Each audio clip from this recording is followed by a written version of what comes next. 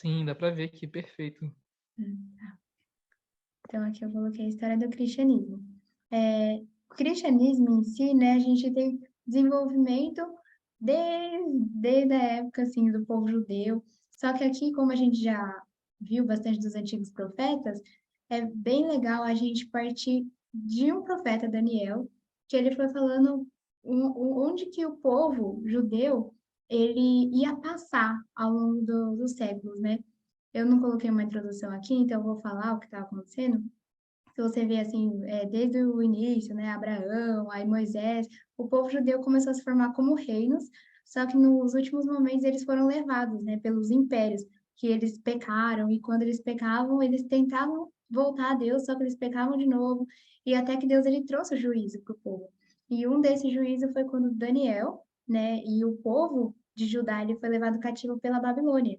E a Babilônia é império pagão, a gente conhece a história de Daniel, que ele não quis se prostrar, tanto também à fogueira, e ele não deixava de orar ao Deus verdadeiro. E Daniel, ele assumiu na posição desse reino da Babilônia, mesmo que era um império que era pagão, ele, pelo desenvolvimento, assim, tanto de sinceridade, pelo trabalho que ele fazia, ele tomou uma posição diante do rei que era de conselheiro, como até, né, nas posições, assim, de poder. Tanto que Nabucodonosor, o rei, ele sonhava e lá, desde o início, ele já perguntava para Daniel o significado.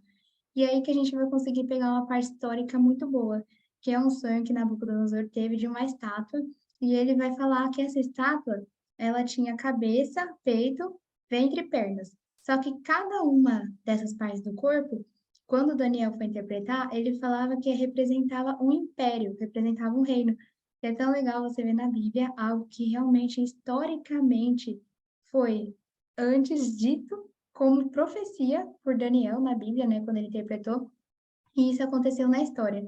É uma das coisas mais legais que eu acho, eu gosto de ver assim, e desde criança, eu, nossa, quem era tal pessoa? Quem era esse império? E na escola a gente vê bastante, Império Romano, mas aqui a gente vai conseguir destrinchar o que aconteceu passo a passo. A cabeça de ouro era o Império Babilônico, da época de Nabucodonosor. Então, a gente vai ver por que o ouro, mas era toda a ostentação desse império. Só que o império cai. Por quê? É humano. Então, eles estavam lá no todo poderio, achando que teriam o poder de toda a terra. E vai lá e é derrotado pelo Império Reino Medo, ou Medo-Persa, né? Esse reino, Império Medo-Persa, ele é como peito e braços de prata. E aqui, depois que esse reino Medo-Persa, que é de prata, eu coloquei aqui Império Aquemênida, né? Que é o Persa em si. Mas a gente vai ver que também, tanto logo depois do Medo e do Persa, que quase os dois estão meio que juntos, né? O Medo e o Persa, vai vir o Pernas de Ferro, aqui que é Alexandre o Grande. E depois o Império Romano. Eu só vou dar uma olhada na ordem, porque assim, o Medo e o Persa, eles estão juntos, tá? Então aqui o grego, que é o Império de Alexandre, vai vir como de bronze e o ferro é o romano, o Império Romano. A gente vai ver aqui peito e braços de prata primeiro. Agora a gente olhando, não terá outro como o seu. Aqui primeiro a gente vai falar cabeça de ouro, né? Que era o do Nabucodonosor. Nabucodonosor era o Império Babilônico e tinha muita ostentação, tanto na cidade, que usava para embelezar, aqui tinha abundância, era o primeiro reino, e era quando o povo de Judá ele foi levado em cativeiro, e era um império grande. Aí depois a gente vai ver que eles foram levados, né, pelo império aqui agora Medo-Persa, que eu falei para vocês. O império de Nabucodonosor caiu e eles foram conquistados pelo esse império que chama Aquemênida, que é um império em si grego. E aí quando, o grego não, persa. Esse império persa, ele começava também a unificar, né? Ele começava a juntar tribos, nacionalidades, já começava a construir um complexo sistema de estradas. Tudo isso a gente está vendo para ver como o povo judeu ele saiu do cativeiro até chegar na época de Jesus, que foi uma sucessão de impérios. Então foi o Nabucodonosor, lá na época de Daniel, depois esse império medo-persa, eles tomaram a região, já começava a unificar diferentes tribos, nacionalidades, sistemas de estradas, e aqui do ponto de vista Pérsia, né, eles já começavam os judeus em si já estavam dispersos, né? Muitos já eram subjugados, então eles não tinham tanta força. Mas a gente vai começar a ver aqui que o povo judeu em si, ele vai começar a tentar se levantar. Aqui é o Medo Persa, Alexandre o Grande, o terceiro reino. Então, saiu do Medo Persa, foi para Alexandre o Grande, que é o principal. Que o povo grego, eles eram mó pequenininhos, né, na época, só que quando eles conquistaram o Império Medo Persa, eles tomaram toda essa região aqui. Boa noite, a Thay entrou também. Walter, boa noite, pessoal. É mais uma questão de você ver a sucessão dos impérios, da visão de Nabucodonosor que Daniel interpretou em profecia. Aí teve aqui também o terceiro reino, que foi do Império Grego, e esse que é o legal, o Império Grego, ele começou a falar o quê? A gente vai tentar alcançar várias regiões, vários povos, só que para isso a gente tem que ser unido. Então, eles tinham o objetivo de ter uma só cultura, um só povo e uma só língua. Esse que seria o helenismo, tentar juntar todas aquelas diferentes culturas, mas mesmo que ele queria unificar, é como se ele estivesse pegando vários elementos de culturas diferentes e aderindo. Então, ele não oprimia, né? Eu coloquei até aqui, não oprimir, tentava angariar a simpatia do conquistados. Então, eu vou conquistar, mas eu vou criar laços com aquelas pessoas e elas, com suas culturas e elementos, a gente vai comer. É tipo a antropofagia, sabe? Come a cultura do outro e vai e dá uma mistura, aquele ecumênico, né? E eles mesclavam as religiões. Então, essa época, Alexandre o Grande, ele conseguiu crescer porque ele não oprimia, mas ele juntava várias religiões, várias culturas. E a gente vai ver que isso é importante porque vai começar a unificar mesmo essa região. Aqui é a Judéia, onde Jesus aqui ele vai nascer, né? Judéia, nessa época, ela já estava, por esse Alexandre Magno, Império Grego, ela já estava já sendo conquistada. Só que ainda eles estavam se rebelando muito. É legal que o povo judeu, a gente vai ver, até na época de Jesus, eles, desde que eles saíram do cativeiro de Babilônia, eles tentavam reconstruir a cidade, reconstruir o templo, ser livre, né, como povo, mas eles continuavam aqui sendo oprimidos. E teve até uma época, que até está aqui, Macabeus, que é uma parte Antigo Testamento e o Novo vai demorar, tem aí uns 70 anos, não sei quantos anos em si, mas acho que é uns, não, 400 anos entre Antigo Testamento e Novo Testamento. E o que aconteceu nesses 400 anos, né? Os judeus, eles estavam tentando voltar à sua cidade, voltar a ser o reino de Davi, o reino de Salomão, a glória que eles tinham. Então, eles se rebelavam muito. É por isso que quando Jesus chegou, todo mundo esperava que Jesus libertaria os judeus para eles serem um reino. Não um rei libertar do pecado, mas eles queriam liberdade política. E é que eles se rebelavam. Coloquei Judeia porque já nessa época, a gente falou do Império Grego, que é com Alexandre o Grande, mas vai começar quem? A conquistar. O Império Grego vai cair, que é de Alexandre o Grande, e vai vir o Império Romano, e esse é o de ferro. Esse Império Romano ele vai tomar toda essa região, inclusive a parte da Judéia com o rei Herodes, é o rei que a gente já conhece, que no nascimento de Jesus já declarou, né? Eu vou tomar e todos os meninos que nascerem, eles vão ser mortos. Porque Herodes é muito legal. Vou chegar lá, só deixa eu ver o que tem aqui.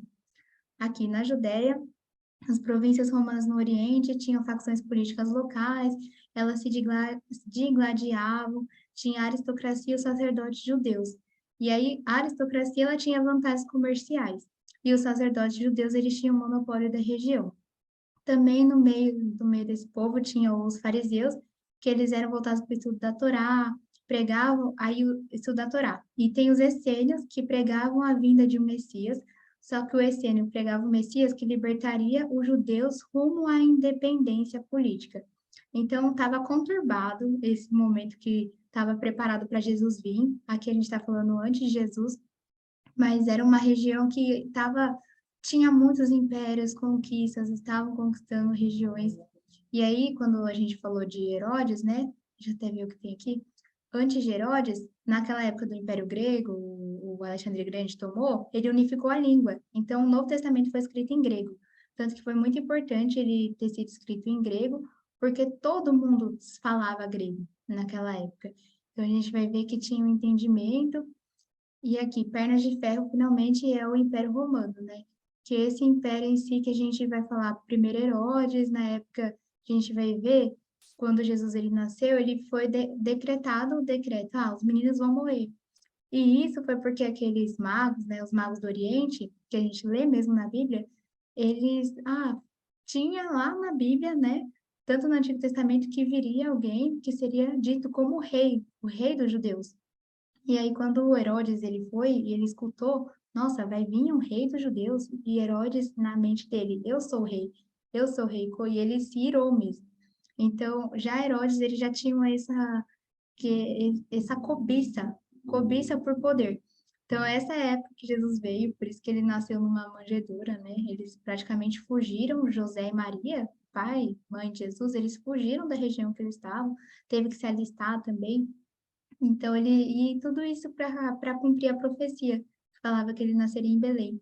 Mas aqui eu coloquei uns textos que foi da Wikipédia mesmo, só para falar como aconteceu, o Império do Alexandre Grande caiu, veio Roma, exatamente como estava na profecia de Daniel, que Daniel falou que aqueles impérios eles iriam cair, e o que é mais legal é que depois do Império Romano eu vou falar um outro império, né, que na Império não, mas o que acontece no final da visão de Daniel.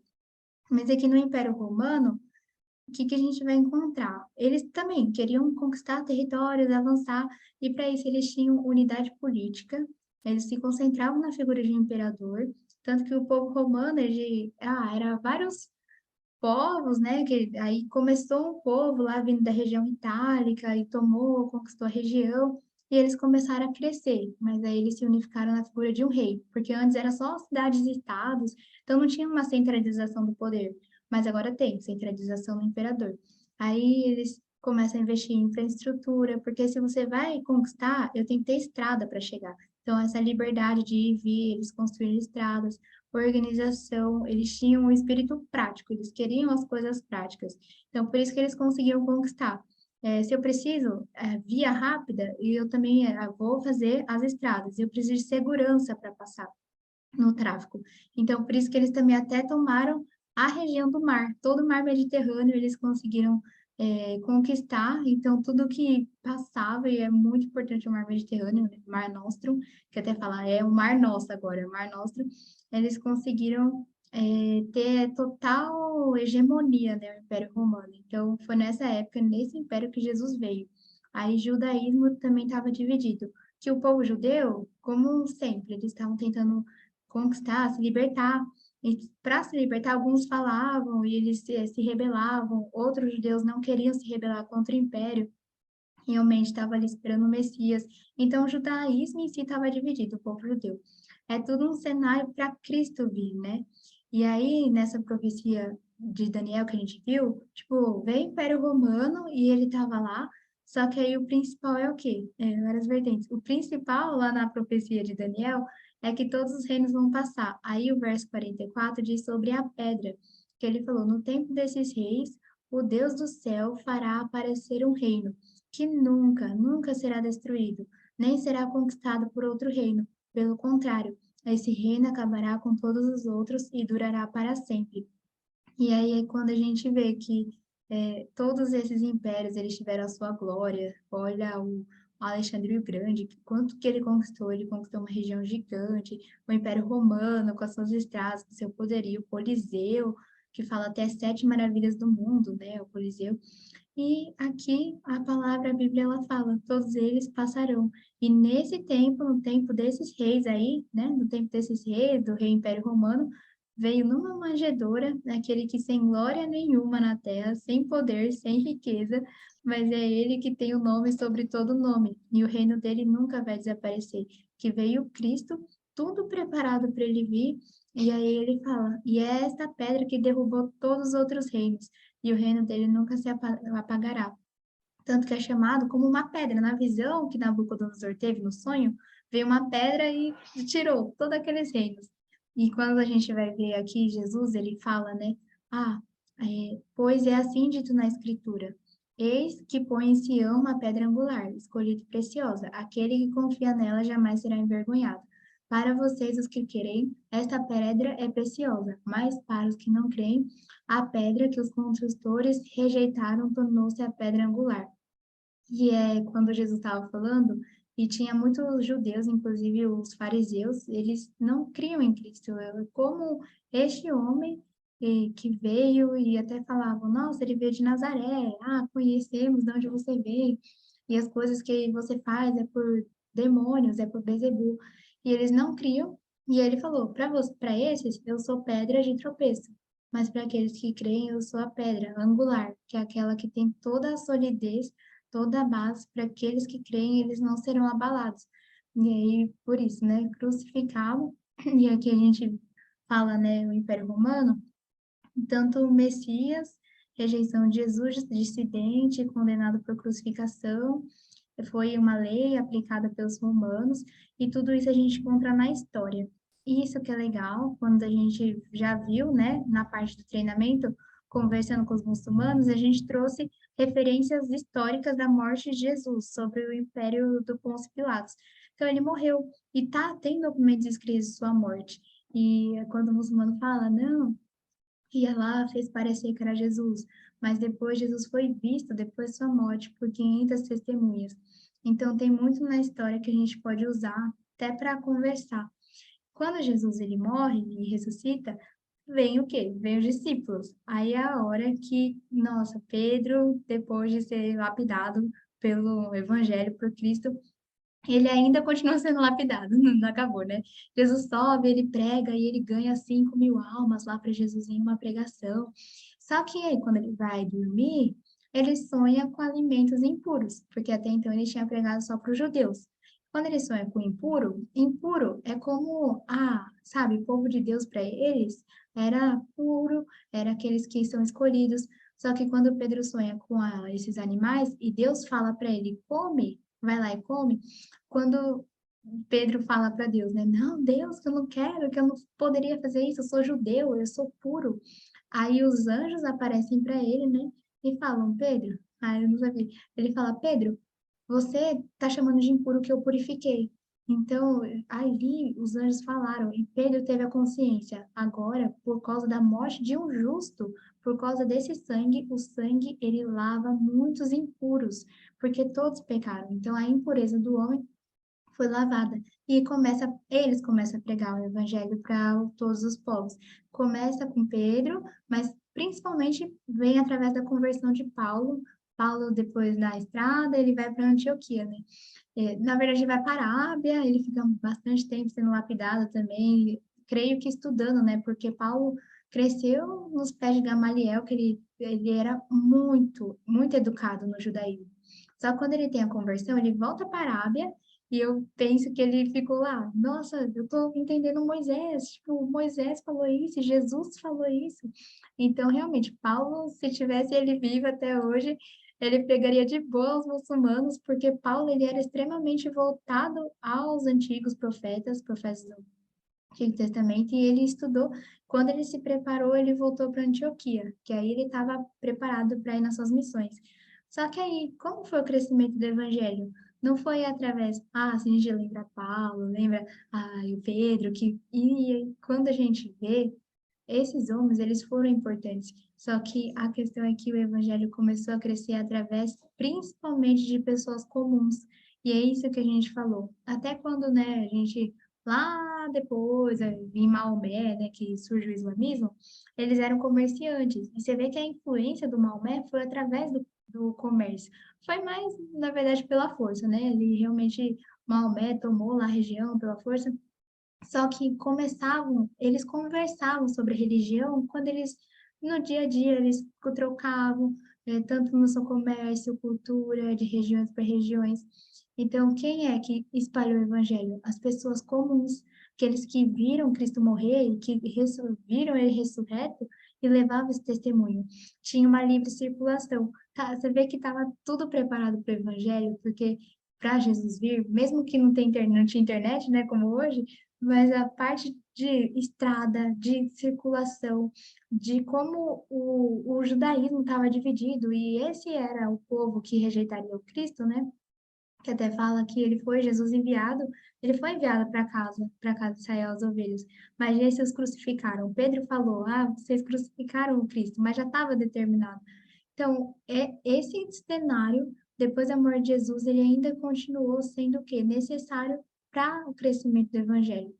Dos comerciantes, dos artesãos, por isso que todos nós fomos chamados para sermos missionários. E aqui, o que aconteceu depois, né?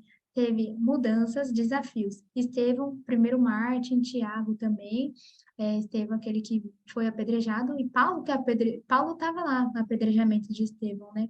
Então, os judeus e os cristãos já eram perseguidos. Só que aí a gente pensa, perseguidos, mas realmente, mesmo na perseguição, foi através dela que teve o crescimento.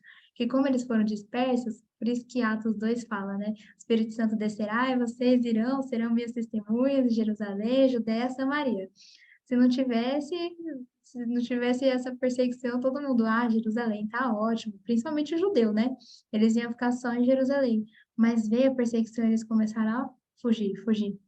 O etíope, e etíope vem de Etiópia, que é na África. O Felipe foi quando ele estava andando, aí ele viu uma carroça com o etíope e falou: Você entende o que você lê? E o etíope estava lendo Isaías, e ele: Não, isso aí eu já olhei, eu falei: Nossa, já está lá para a África já. Então eles começaram a crescer. Na perseguição, cristãos começam a crescer muito, e por crescer muito, também retroalimenta, né? Esse povo está crescendo demais, ele vai me dar problema.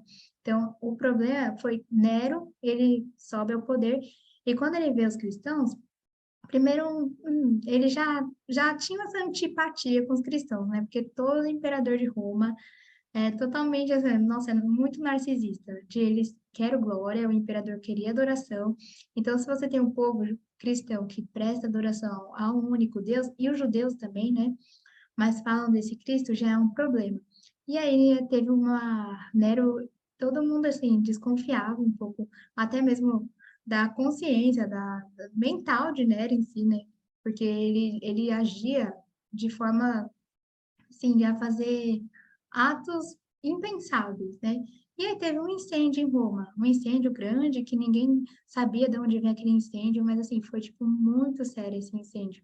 E aí tava lá que uns bairros que menos foram, que não foi incendiado, na verdade, que o incêndio não chegou, era um bairro que tinha mais cristãos, majoritariamente cristãos.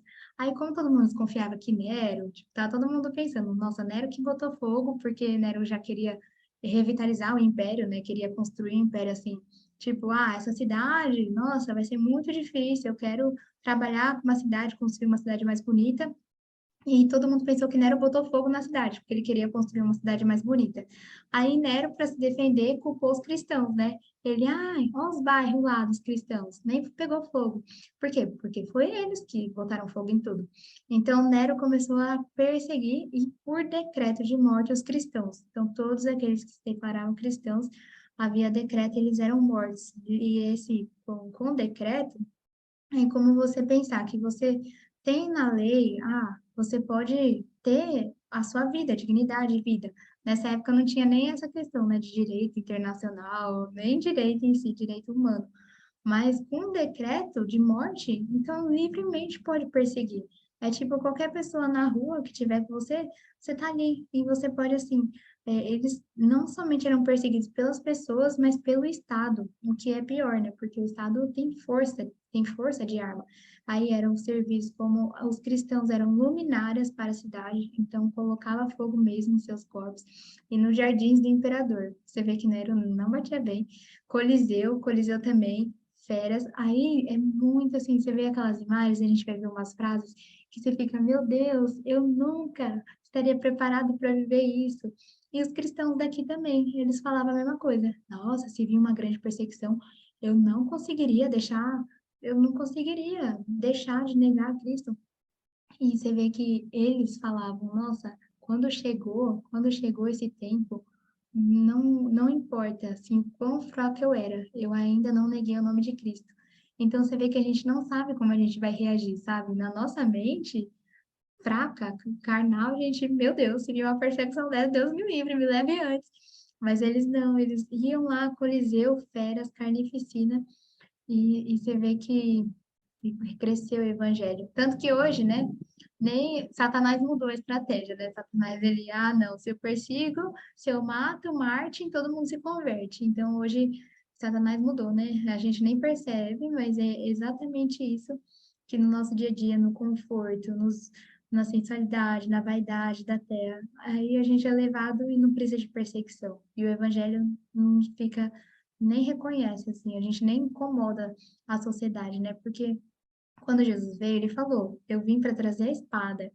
Aí você pensa, nossa, o príncipe da paz vem para trazer espada, mas é em relação ao mundo pecaminoso em si, né? Porque você tem um testemunho de vida incômodo. Aqui, esse incômodo é que agora você vive um reino, né, que não se vê na terra. Mas quando as pessoas veem como você anda, as trevas, como fala, né? O mundo odiou a Cristo e odiaram a ele porque a luz revela o que está nas trevas. Então, quando você é muito luz, a pessoa ela vai falar, meu Deus, como é tão destacado a diferença entre a luz e as trevas que as trevas não querem a luz perto. Então, tipo assim, eu quero te eliminar, sabe? Realmente, perseguidos por causa da justiça. 68 depois de Cristo, o povo se rebelou contra Nero, Nero também, né, já não tinha aquela popularidade, se rebelaram de boa, então foi bom, tiraram Nero do poder e a igreja conseguiu crescer, se expandir, né, com a morte de Nero, ficou um pouco mais tranquilo. Agora Domiciano, 2000, não, 81 depois de Cristo, quase depois de Nero, ele começou também a trazer adoração. Ele declarou, então começou a estabelecer decretos que devem adorar figuras de Roma, a adoração. E foi bem nessa época que estava presente quem? O João, né? Então os cristãos eram exilados e um desses que foi exilado na época de Domiciano foi o João que escreveu Apocalipse. Tanto que Apocalipse estava, eu estou na ilha de Patmos e eu escrevo. E olha que maravilhoso, né? Tipo, o João estava exilado e ele teve as maiores e melhores revelações. Que Apocalipse a gente pensa que é difícil, mas é para todo mundo ler. Tipo, tá escrito, nossa, isso você tem que saber. A Apocalipse está escrito certinho, para que você guarde no seu coração. Não é um livro assim, mesmo que seja difícil em algumas partes, é muito relacionado. Não, fica nesse livro, continue. Walter, se você quiser, pode falar. Então, vou enviar. Que o Walter levantou a mão. Não, não, por ter que sem querer. Imagina, João. A gente até passou semana passada Apocalipse, né? E fala muito de como estavam as igrejas na época. A gente vai ver um pouquinho das igrejas também. Domiciliano morto dentro do palácio. Domiciliano, esse que tinha muito de buscar adoração, ele estabeleceu decretos, ele mesmo era odiado também, ele foi morto dentro do palácio, então, a partir desse momento, a igreja viveu períodos de relativa paz, né? Então, ela cresceu até que veio Trajano. Mas Trajano não, Trajano ainda foi bom, porque ele viu, por que que eu vou perseguir, gastar meu dinheiro para matar esse povo? Então, eu vou usar meu dinheiro para outra coisa, sabe? Então, ele não perseguiu, ele fez outros decretos, o cristianismo em si, ele proibido, mas ele não seria proibido, mas sem esforço para o Estado para acontecer. Escrevi aqui, ficou meio confuso, mas é que agora, assim, o cristianismo, ele não é livre, assim. Só que agora você não vai ter uma perseguição estatal desenvolvida, já direcionada para perseguir esse povo. E um dos exemplos que a gente teve aqui foi Inácio de Antioquia, uma das casas, quando ele estava também no Coliseu e tinha perseguição, os próprios os leões, ele falava: Meu amor está crucificado, sou o trigo de Deus, e os dentes dos leões hão de moer-me, para que possa ser oferecido como limpo pão de Cristo. Sim, eu peguei essa frase. Então, ele na morte, ele falava: Justino Martin também, sangue dos mártires são as sementes do evangelho. Policarpo disse, na iminência de morte, né? Tipo, negue a Cristo. E ele falava, eu o sirvo a Cristo há 86 anos, e ele sempre me fez bem. Como posso blasfemar contra o meu Salvador e Senhor, que me salvou? Então foi Policarpo. Para ver que, por isso que na Bíblia fala, o Espírito Santo te dará a palavra, né? Naquele momento não se preocupe com o que tem de falar, porque até isso eles tiveram você vê sabedoria e poesia mesmo na hora da morte, e você fala, nossa, como o Espírito Santo ele faz as coisas lindas, né? Não temer quem pode te levar à morte do corpo, mas quem pode te jogar à eternidade, tanto no Hades como morar com Deus. Aí aqui, o povo, tá, o cristianismo, a igreja, a gente viu que cresceu, já estava crescendo, teve relativa paz, porque eles falaram, não vamos perseguir mais cristão, porque a gente está gastando muito dinheiro, e a igreja cresceu. Então, eles começaram a pensar, quem é esse povo? O que é ser cristão? O que é que creio? Tinha problemas, né? Porque os pagãos, eles viam Jesus, o povo falando, nossa, é o sangue, nós estamos aqui se reunindo para comer do pão, do sangue de Cristo e do cálice. Ele, nossa, esse povo é canibal, eles comem, eles fazem coisas estranhas uns com os outros, eles andam juntos, eles falam que eles são um único povo. Então, eles já estranhavam, principalmente os pagãos, né, que não conheciam. E aí também, outra questão que incomodava era que a igreja, a maioria do povo era pobre. E o império em si, até a elite do Império Romano, eles não aceitavam que os pobres eles estariam com razão. Então esse povo ele já incomodava pela luz, por ser luz no meio das trevas, incomodava, eles não tinham outros deuses, não ofereciam sacrifícios, e o modo de vida deles, como eles andavam, não era entendido, não era reconhecido, e era um povo pobre, né? Aí que começa a igreja crescendo a ter heresias, já que tipo tinha muitas dificuldades, divergências, variações no que eles entendiam do que era o evangelho cristão. Então começa a ter heresias dentro da própria igreja, até hoje, né? Mas nessa época era algo que estava muito sério, assim, sério da nossa fé, porque se essas heresias ganhassem logo no começo, seria tipo a história desenvolvendo o cristianismo, a fé, até a gente vai ver depois, os credos, a gente não teria nada disso se essas heresias, nesse momento principal, não fossem vencidas, que foi principalmente o gnosticismo. Aí, o gnosticismo era salvação, era por conhecimento. Falava que Jesus era um espírito, por quê? Porque matéria é ruim, corpo é ruim, como é Jesus, que vem de Deus, ele pode ser. Né? Então, Jesus é espírito, mas não é como Deus, é obra de outro Deus, a criação desse mundo. E eles tinham a diferença, o gnosticismo via o Deus do Antigo Testamento como um, e o Deus do Novo Testamento como um outro Deus. Então, os gnósticos, eles, por isso o nome, né, gnóstico, é conhecimento. Você salvo pelo conhecimento. Jesus é um espírito, ele não é Deus. A matéria é ruim. Então, é aqui, aí quando começaram a responder sobre o gnosticismo, falava assim, se a gente perder a divindade de Jesus, nós perdemos a essência da fé. Porque Marcião até falava, né? O Marcião era uma heresia também. Marcião cria que o Deus dos judeus tinha que ser desprezado. O Antigo Testamento devia ser desprezado. Jesus seria uma emanação de Deus. Eles tinham uma Bíblia própria, que principalmente é o que o muçulmano em si vê hoje também, né? Não na questão do Marcião, mas na divindade de Jesus. Tanto que a gente até estava conversando, né, nesses tempos, Maomé tinha muito contato com as religiões do povo judeu, até aquelas pessoas que viam Jesus, eram seguidoras dele, mas não entendia o que Jesus era. Jesus era Deus? Jesus andava, ele comia, como ele pode ser Deus? E aí ele provou que ele é Deus, né? Quando ele ressuscitou. Porque claramente ele ressuscitou num corpo incorruptível. Já fazia milagres que testificavam que ele vem de Deus. Só que o povo falava, não é Deus. Então, se você perde a divindade de Jesus, se Jesus não é Deus, não tem fé. Perde a essência da fé. Marcião também, por isso que teve respostas. Como que a igreja ela cuidou de debater essas heresias? Aí ela cuidou com o cânon, credo e apostolicidade. Por cânon, a gente vai ter que significa medida, significa regra, é métrica, né? Então, quando você vai fazer uma casa, você tem um padrão, tem lá 1 centímetro. Se eu falar que 1 centímetro é o tamanho do meu dedo, aí o outro dedo do outro, então a gente tem que ter uma métrica, uma regra que não pode variar. E isso que significa cânon. A Bíblia, a gente tem nosso coletânea de livros que antes não tinha, nessa época não tinha o Novo Testamento completo ainda, mas o Antigo Testamento sim. Então eles começaram a desenvolver, então, o Antigo Testamento já estava preparado, mas a começar a receber as cartas do Novo Testamento. Aí como foi, né?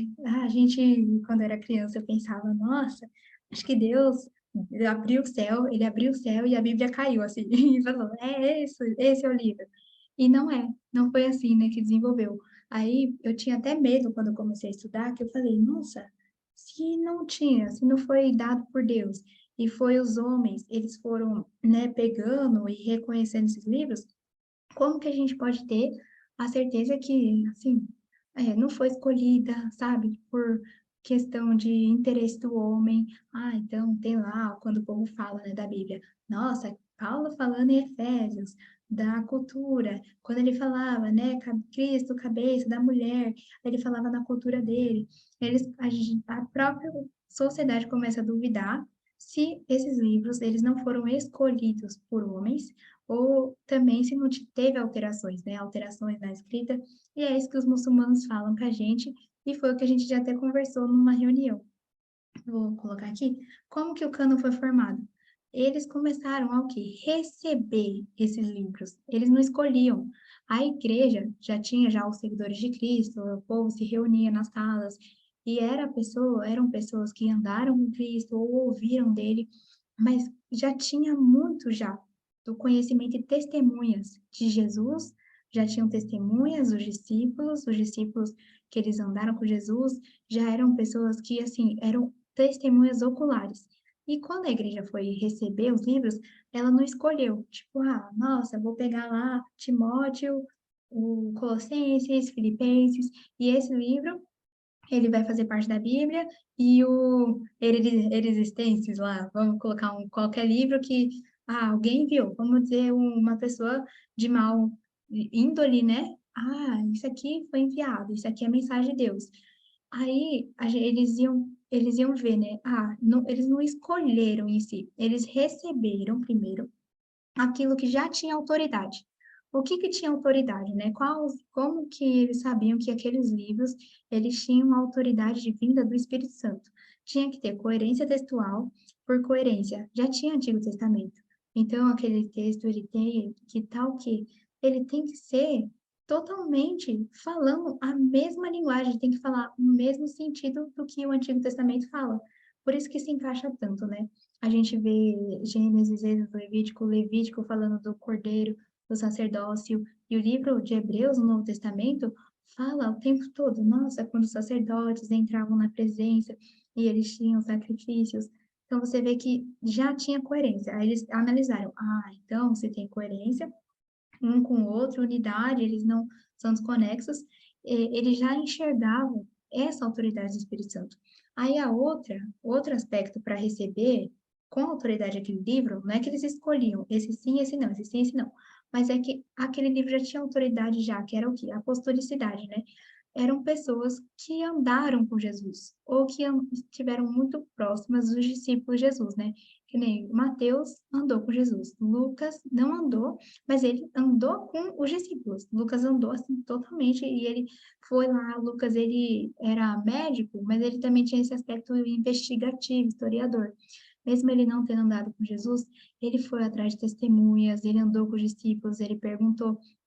Então, apostolicidade significa receber das pessoas que já tinham o quê? Essa autoridade, eram figuras de autoridade já. Então, não pode ser qualquer pessoa que surgiu, não sei, o padeiro falou, eu tenho um livro aqui, é uma carta, ou ele até falava, recebi uma carta de Paulo, e eu estou dando aqui, esse é o livro. A própria igreja já reconhecia quem é que enviou aquela carta. Então, era discípulo? Era apóstolo? Eram pessoas que andaram com os discípulos de Jesus? E foi assim que o cânon foi formado. Parece, a gente até fica com aquela dúvida no coração, nossa, mas não é muito variável? Mas aí, por isso que eu coloquei o terceiro, né? Que não fui eu, mas até os que estudam, os teólogos falam. Mesmo que a gente fique pensando nessas duas coisas, não, coerência textual, tudo bem, apostolicidade. Mas essa aqui vence, né? Que é o Espírito Santo estava guiando tudo isso. Porque esse Espírito Santo, ele realmente, Jesus foi, subiu. Jesus falou, vou enviar o Espírito Santo e ele testificará de mim. Então foi esse, o próprio Deus, que é o Espírito Santo, ele guiou o cânon, ele guiou como a Bíblia ela chegaria a nós. Porque senão a gente nunca ia ter conhecimento do Evangelho. Então, Deus, ele fez, é lindo hoje, né, ver lá no Joshua Project, 7.000 e poucas línguas existem no mundo, e por causa hoje da tanto da internet, a gente foi avançando, antes quase não tinha tradução bíblica, e hoje não, sabe? Hoje muitas línguas têm tradução da Bíblia.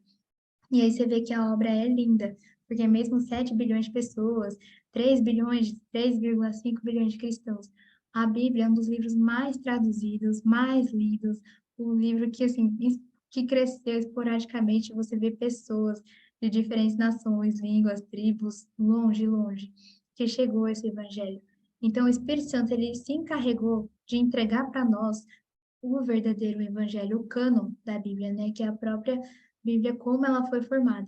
Então, mesmo que não foi, né? Ah, recebi assim, porque realmente quem fez, né? Quem falou isso, Maomé falou, eu recebi de uma vez, e Maomé conversou com o anjo conversou lá no islamismo, né? E ele já tinha o cânon completo. Então, você vê que foi um homem só, né? Tipo, só Maomé, ele recebeu aquela revelação e trouxe o Corão. Mas quando você vai na Bíblia, olha o peso de autoridade, porque o peso de autoridade veio que inúmeras testemunhas, testemunhas oculares, viram fatos, ouviram a mensagem, ouviram Cristo falar, escreveram, eram guiados. A igreja, ela recebeu, em vez de ficar escolhendo, ela recebeu que já tinha autoridade. Então foi meio que orgânico. Elas liam, né? Os judeus têm muito isso de ler. Então o culto deles, quando até Jesus foi, ele foi lá e abriu o livro, ele leu Isaías, agora a hora chegou, o reino de Deus é pregado entre os pobres. E eles tinham o quê? O culto era leitura, tinha muita leitura. E aqui a igreja, eles liam essas cartas, né? Então, Paulo enviou a carta para Corinto. Corinto ia lá, eles liam. Paulo enviou a carta para Colossenses, Filipenses, todo lugar que ele foi pregar o evangelho, ele enviava carta, né? Parece a gente enviando carta. Só que nessa época, a gente tem o quê? O Espírito Santo estava ali. Sem eles até... E eles reconheciam que eles estavam sendo usados pelo Espírito Santo. Você vai ver que quando Pedro fala de Paulo, e eles estão na mesma época, Pedro e Paulo, né? Pedro fala, e quando Paulo, ele escreveu, e o cânon em si, a testemunha, a palavra, Pedro já considera que o que Paulo escreveu já era parte do quê? Do cânon, da Bíblia. Então, ele já se reconheceu. Aí, a segunda coisa, como é que a igreja vai, como a gente estava vendo, responder heresias, né? Cânon, agora credo, depois apostolicidade. Aqui, o credo significa eu creio. Isso que é credo, eu creio. Por quê? O que nós cremos, né? Mesmo que a gente tenha a Bíblia, aí quando a gente vê aqui no Sky Center, a gente vai, a gente não é igreja local, a gente é uma organização. Por isso a gente tem que falar para as pessoas o que a gente crê. Então, credo é como você resumir teologicamente a nossa base de fé. Então, eles resumiram, né? A gente tem a Bíblia e foi, assim, um credo que fizeram, se reuniram, muitos, eles começaram a escrever, a debater, e que surgiu o credo apostólico, que foi resposta da igreja, apostolicidade da igreja, elaborar teologia, tarefa digna, não perseguida. Eu vou pedir, então, para até fixar na mente, eu vou pedir para o Josué ler o credo apostólico. Eu não sei se você consegue ler aí, Josué. Consigo, sim. Pode ler. Credo apostólico, número 1. Creio em Deus, é para ler em Deus Padre mesmo, em latim? Sim, pode ler. Deus Pai e Padre. Tá, eu vou ler do jeito que está escrito ali.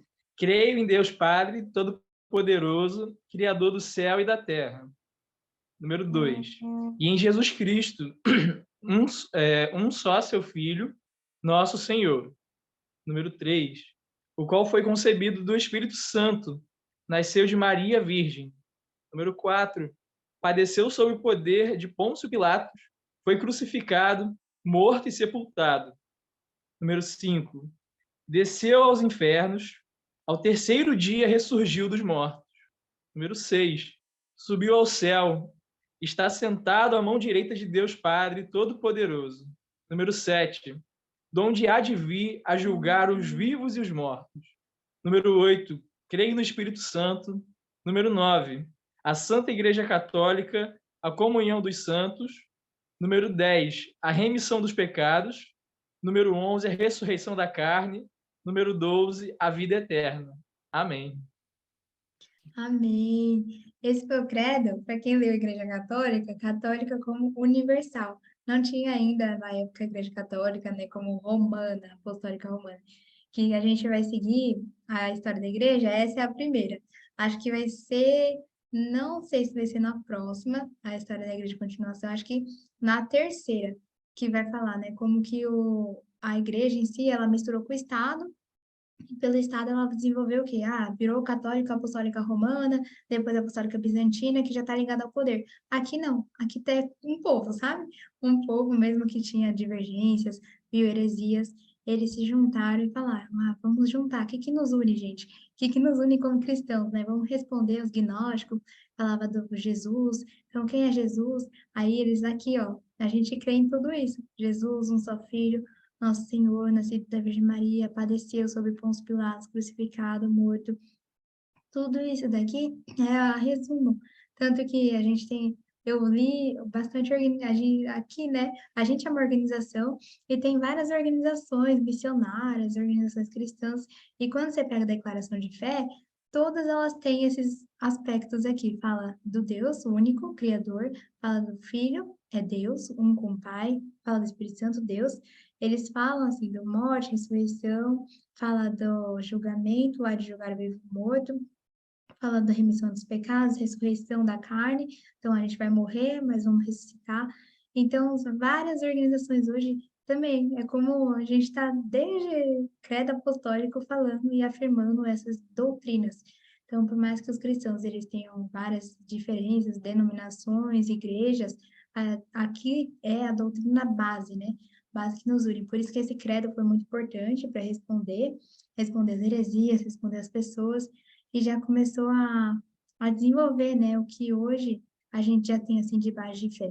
Agora também tem grandes mestres, vai ter, assim, tantas perseguições, só que elas acalmaram um pouco. E foi nessa época que a igreja começou a florescer, assim. Um deles, né, Irineu de Lyon, Clemente de Alexandria, Orígenes de Alexandria, e aí foram homens e pessoas que estudavam a Bíblia porque agora já não era mais perseguida a se fazer. Depois vai voltar, né? A gente vai ver, acho que já até aqui. Tava tranquilo até que chegou de novo, o século III, e é assim, nossa, parece só que lá no Antigo Testamento é o povo judeu, né? Que peca, volta, peca, se arrepende, peca, se arrepende. Aqui não, aqui é perseguição, paz. Em que voltou a perseguição no século III, uma grande perseguição. Décio e Diocleciano, que são dois imperadores, que eles fazem, né? Eles confiscam propriedades, destroem templos, têm decretos para adorar os deuses, aqui é fotos de deuses romanos, né? Esse daqui é o imperador Diocleciano, esse daqui são os deuses pagãos, que são os deuses dos romanos, e martirizados, né? No final do século III, o Diocleciano, ele emite um decreto para destruir os manuscritos cristãos, porque é a força da palavra, né? A palavra, ele percebeu, inclusive, nossa, se um ímpio percebeu, a gente não percebe, né? A gente está ruim. Ele percebeu que aquele livro, ele era o responsável por tudo que os cristãos eles faziam, viviam, criam. Aí ele começou a destruir, né? Ele falava, taca fogo. Então ele tinha esse objetivo, tentativa de reerguer o templo áureo romano, né? Porque ele começou a perseguir. Por quê? Porque ele tinha esse objetivo de voltar à glória do Império Romano. O Império Romano já não estava mais como era antes também, né, com toda a sua glória, e eles tentavam, a partir da religião, a partir dos imperadores, da glória dos imperadores, dos seus deuses, tentar reerguer o império. Por isso que o exclusivismo cristão atrapalhava, né? Exclusivismo cristão, porque o povo cristão, ele adora o único Deus. É um povo que não tem, que nem o Império do Magno, Alexandre Magno, tentava colher de tudo um pouco, né? De várias religiões, então pega um pouco da sacrifício para os ídolos, para aquilo que as orgias dos outros povos e tudo integrava. Aqui não.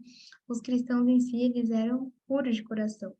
Aí, em 303, o imperador Diocleciano e seus colegas Maximiano emitiriam uma série de decretos, revogavam os direitos legais cristãos e exigiam que eles cumprissem práticas religiosas tradicionais. Então, falavam da adoração. Gente, é isso mesmo. E esse é o fim, só depois, eu não até coloquei, porque a minha parte chega até um finalzinho, depois dessa perseguição, vai chegar um tempo, não sei se vai vir já o tempo de paz, que vai ser o José que vai dar, mas vai vir o outro imperador que vai ajudar um pouquinho a história dos cristãos. Vai ser para os próximos capítulos, esse daqui mais para a gente ter um entendimento mesmo, desde o início, assim, quando o povo, né, eles começaram a ser levados por vários impérios. Isso que é legal, porque a Bíblia, mesmo que a gente não tenha que ser essa nossa base, né? Nossa, a Bíblia é um livro histórico. Não, a Bíblia é um livro de fé, né? Muita coisa assim, a gente não tem o foco, totalmente histórico, mas ela não deixa de ser. E é um dos mais, a gente já viu, né, a parte da Bíblia, de certificados historicamente, dos mais comprovados e confirmados na história. Então, pode usar, ó, profecia de Daniel, quando estiver conversando com as pessoas, e eles perguntarem, principalmente, né, o povo mais voltado para humanas, das histórias, filosofia, e a Bíblia tem tudo isso, pensamentos, é uma riqueza, né? Paulo fala com os gregos, Paulo fala, eu falei com vocês, e vocês tinham os poetas, e Paulo usou o poeta dos gregos para alcançar os gregos. Paulo era judeu para alcançar judeu, ele era gentil para alcançar o gentil, e aqui também, ó que legal, grego, a língua grega, quando a gente fala do povo, primeiro, o grego foi muito importante, na tradução, a Septuaginta, né, que fala 70, foram 70 anciões que eles escreveram, passaram o Antigo Testamento para a língua grega, né? E eles foram lá e, nossa, fizeram, e o grego é muito importante. Mas aí depois a gente fala da contribuição do Império Romano para a nossa sociedade hoje. E tudo isso, o que viveu nessa época? O cristianismo. E eu ficava muito brava na época da escola, porque o professor passava, né, muita coisa do Império Romano, tráfego, mas, nossa, o mais importante para nossa cultura hoje não era passado na escola, sabe? Tipo, por que falar uma das coisas que mais mudaram a história do mundo, sabe? Que, tipo, veio um homem, Jesus, e ele foi morto, e esse povo era perseguido. Tinha professor que passava um pouco assim, nessa época tinham os hebreus lá, os judeus na época, mas era muito raro passar. E quando você vai ver realmente a importância para o mundo, desde o Império Babilônico aqui, ó. O Império Babilônico, essa cidade aqui, ela era construída e antes eles não encontravam. Tipo, todo mundo duvidava, até da Bíblia, né? Falava, não, a gente nunca viu o Império Babilônico. Não tinha, não era encontrado. E toda a cidade, mesmo que histórica, você encontra alguns escombros, né? Encontra umas pedras, uma parte e sabe que ela existiu verdadeiramente. Aí começava a criticar a Bíblia. Babilônia. Nunca existiu, olha isso. E aí teve os últimos, acho que não foi nesse milênio, ou foi no século passado, que eles encontraram e estava embaixo, assim, embaixo de uma grande, meio que nuvem, né? Nuvem de areia, uma cidade, tipo uma cidade gigante. E era exatamente como a descrição. Eles começaram a estudar a cidade, cheia de ouro, riquezas, e era o Império Babilônico. Então, você vê que na arqueologia a gente tem a relação bíblica, a gente tem a Bíblia falando de coisas aqui que aconteceram. Na história, em profecia, falou dos profetas. A Bíblia passa no período aqui dos gregos, no período, tanto que usa muito grego, né, na Bíblia. Quando eles falavam assim, Jesus ele não veio para grego nem para judeu, e na minha mente, por que só esse povo? Tipo, por que não falou também os outros, né? E porque era a realidade deles. Eles estavam aqui, Império Grego, povo, Império Romano depois, Jesus vindo, tudo preparado, aí legal, aquele povo no meio do mundo, né? Jerusalém, Israel, não era Israel na época, era Judeia, mas a Judeia no meio do mundo, começou a espalhar por causa do quê? Das pessoas comuns, os comerciantes, por isso que a gente é peregrino, né? Peregrino andarilho, aí teve a paz, o incômodo, Império Romano, e tudo isso é o que a gente está vendo, é para a gente saber que, para a gente chegar aqui, tipo assim, foi muito estudo, primeiro, foi muita oração, porque as pessoas, elas oravam para que o evangelho continuasse, e foi muita luta, né? Então, se a gente hoje, no nosso século, estamos vivendo um crescimento exponencial do povo muçulmano, né? É porque a gente não está tomando a nossa posição como cristão. Porque você viu que essa igreja era a minoria. Tipo assim, nossa, a gente é tão ruim, gente. 3 bilhões de cristãos hoje. E a gente tá fazendo o quê? 3 bilhões de cristãos e os muçulmanos estão ganhando tudo lá. Tudo, tudo. Aqui era quê? Quantos cristãos eram aqui? Tipo assim, até os judeus perseguiam os cristãos. Eram pouquinhos. Por isso que o reino, ai, graças a Deus, né, o reino de Deus, Deus sempre trabalhou de modo inesperado. O Gideão falava, né, junto ao povo Gideão. Ah, Jesus, tem 32 mil. Aí ele, 32 mil vai atrapalhar. Por quê? Porque o povo, 32 mil, eles iam, sabe o povo atrapalhado? Eles não estavam atentos, sabe? Quando você está tendo uma guerra, você tem que estar atento. Manda 32 mil desorientado, vai fazer barulho, e era isso que Deus falou para Gideão. Gideão, se vai 32 mil, eles vão acabar com tudo, porque eles não estão concentrados, eles não estão atentos. É por isso que falou, né? Ah, Gideão, quem tomar água, aí eles tomaram água olhando para frente, e aí ele falou: esses que olharam para frente, que não se abaixaram, né? Porque quem se abaixa para tomar água já pode levar um tiro lá, né? Uma arco e flecha, na época não era tiro. Aí ele, esse povo, 300, né? Foi diminuindo. 300 pessoas foram para a guerra. E é exatamente o que Deus fez. A estratégia, não sei se vocês lembram, esse povo 300, eles entraram num acampamento muito legal. Eles entraram num acampamento em silêncio. E eles iam, tipo, era mais de, nossa, desvantagem. Aquele acampamento tinha muito mais, que até 1.000, 10.000, acho, pessoas, e só tinha 300 na luta. E se só tinha 300, eles ficaram fazendo barulho. Sabe quando você faz barulho aqui, faz barulho lá, faz barulho atrás de você, para o povo ficar com medo? Ah, mas tem 1.000, ó, tá vendo? O povo ficou com medo porque eles achavam que, tipo, tinha um exército ao redor deles. E isso é o reino de Deus hoje. A gente é cristão, a gente pode falar, nossa Deus, eu estou nessa faculdade, nossa Deus, estamos no Sky Center para milhões de povos, para milhares de pessoas, mas são essas pequenas pessoas que, e quando eu estava os 300, Deus ele usou um pouquinho, por quê? Porque a guerra não é nossa. Quando Deus falou, eu vou enviar aquele povo que fez barulho, quem matou? Foi o exército de Deus. Tipo, Deus enviou um exército tão grande que tomou tudo. Então, tipo assim, a gente fala, Deus, eu sou mal pouco. Mas você não sabe qual exército que está na sua frente, sabe? A gente não sabe o exército que está na nossa frente andando e falando, eu sou com você.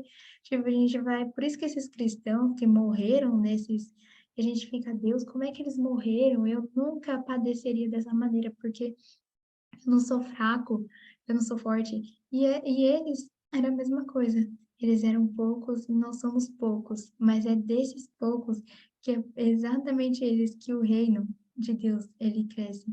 Então Josué, Gideão era o menor da tribo, o menor de sua casa, o menor dele. E Deus ele usa dessa maneira.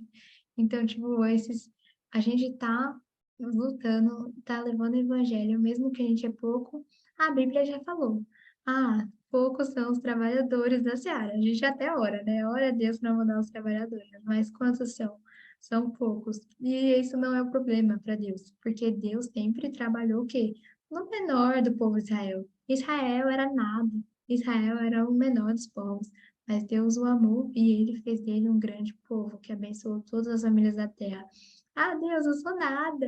Mas é essa pessoa, essa semente que você vai levar, que vai abençoar toda a nossa faculdade na Terra, todo o nosso trabalho, toda a cidade que a gente está. Então, por isso que a gente está nessa missão, né?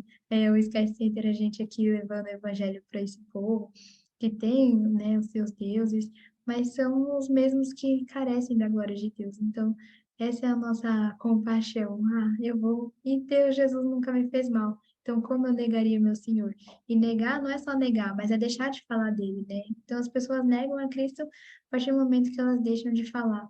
Que senão é uma pessoa que não existe, né? Você conhece alguém, você fala. Você ama a pessoa, você conta para ela, para todo mundo. Nossa, eu conheci tal pessoa, essa pessoa que eu conheci é assim, ela fez isso para mim. E Jesus fez, nossa, Jesus é uma pessoa que fez tanto por você e você nunca contou dele. Então, tipo, não é uma pessoa importante na sua existência. É por isso que o cristianismo hoje a gente está aqui, né? Nessa época, com 3 bilhões de cristãos e perdendo, diminuindo. E Jesus falando: eu vou achar fé na terra. Mas é isso, gente. Só isso por enquanto. Vamos ver na nossa próxima reunião a história da igreja. Muito bom, né? É bom essa introdução e continua até o que a gente está hoje.